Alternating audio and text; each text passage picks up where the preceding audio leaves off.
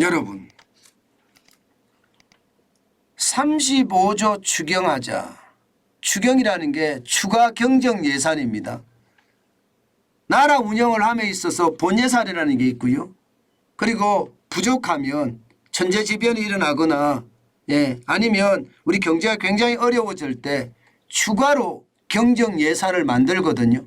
그래서 추가 경정 예산이라고 해서 추경이라고 줄여서 말합니다.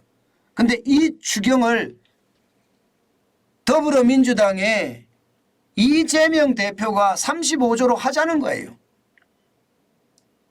참 기가 막힙니다. 기가 막혀요. 당연히 추경호 경제부총리는 단호하게 거절했죠. NO 하고 말입니다.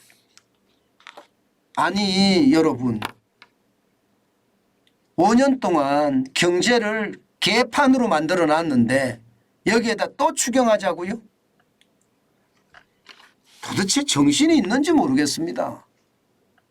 정신이 있는지 모르겠어요. 저는 진짜 답답해 보이는 거예요. 지금 여러분도 알다시피 국세 수입이 엄청나게 줄어들었습니다. 2022년 1월에서 4월까지 보면 167조 9천억 원이 들어왔는데 올해 4월까지는 134조예요. 무려 말입니다. 국세 수입 현황이 20조 2천억 원이나 줄어들었습니다. 33조 9천억 원이 빠진 거예요. 이거 난리도 아니거든요. 이게 경제정책을 잘못해서 그렇다? 물론 경제정책을 잘못한 일면도 저는 있을 거라고 봅니다. 그러나 여러분 이 국세가 이렇게 줄어든 것은요.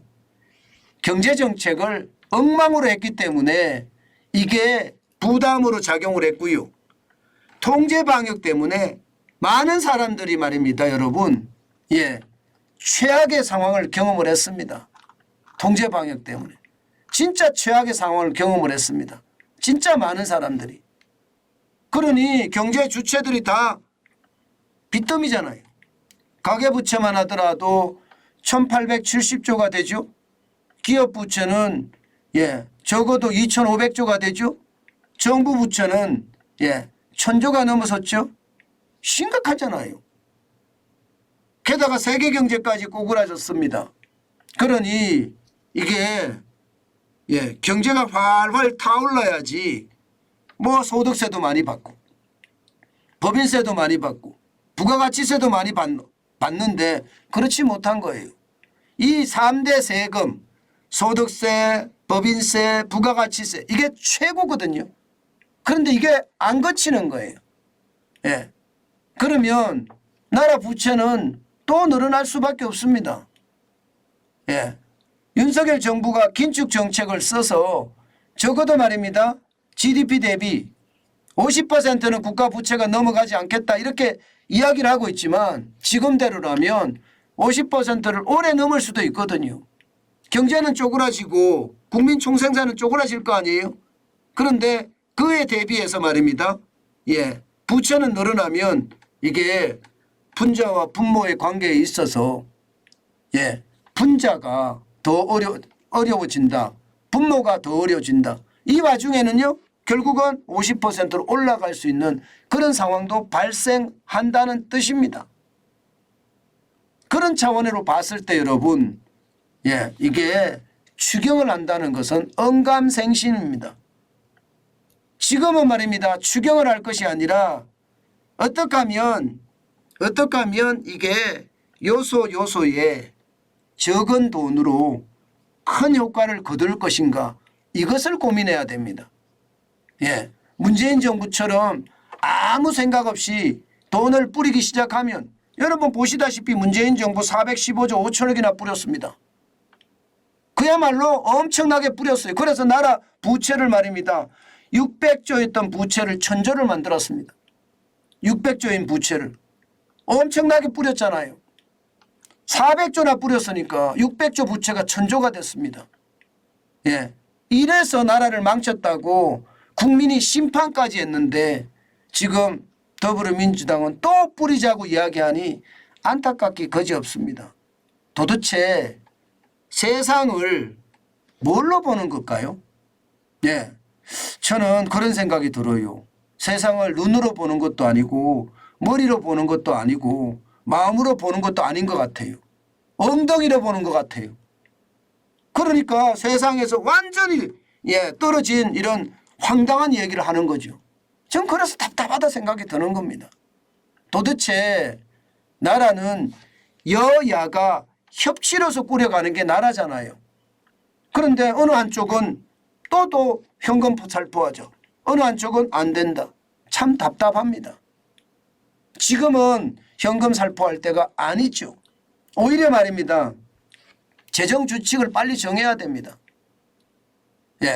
윤석열 정부는 그렇게 이야기하고 있습니다.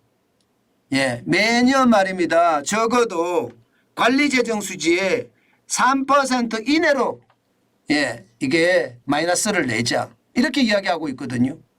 GDP 대비 국가 부채 비율이 60%가 초과하면 2% 이내로 관리하자 이렇게 이야기하고 있습니다. 재정 준칙이 없는 나라 여러분도 아시겠지만 IMF 선진국이라고 이야기하는 나라 중에 말입니다. 보시는 것처럼 32개국 33개국이 선진국에 IMF가 선정한 것이 그중에 32개국이 도입했습니다. OECD 38개국 중에 36개국 대한민국하고요 트리키에만 도입하지 않았습니다. 다 도입했습니다. 전 세계 105개국이 도입했고요. 우리나라만 도입 안 한 거예요. 우리나라만. 차라리 말입니다. 돈을 뿌리는 게 중요한 것이 아니라 재정을 더 탄탄하게 만드는 것 여기에 야당이 협조를 하면서 말입니다. 나라 부채를 줄여주는 것. 이것은 미래 세대를 위해서도 굉장히 박수를 치고 환영할 만한 일이거든요. 실제로 말입니다. 선진국들 재정 준칙을 도입하고 나서요. 실제 확 줄었습니다. 독일은 2011년에 도입해서요. 실제 정부 부채가 10.4%가 줄었습니다. 덴마크도요. 2014년에 도입해서 5년 후에 10.7%가 줄었고요. 스위스는 12.1%, 네덜란드는 16.1%가 줄었습니다.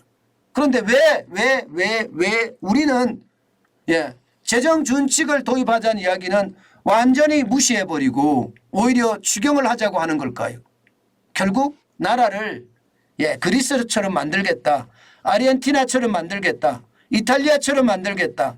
그래서 베네수엘라 가겠다. 이런 뜻인가요? 저는 그렇게밖에 느껴지지 않습니다. 지금은요. 전 세계가 긴축을 취하고 있고요. 이 긴축 안에서 어떻게 하면 그 경제를 살릴 것인가 고민하고 있거든요. 저는 당연히 이렇게 해야 된다고 생각을 해요. 추경을 할 것이 아니라 더 긴축을 해서 더 단단한 대한민국 재정을 만드는 것 이것이 가장 중요하지 않을까 싶습니다. 제발 엉덩이로 생각하지 말고요. 머리로 눈으로 마음으로 생각했으면 좋겠습니다.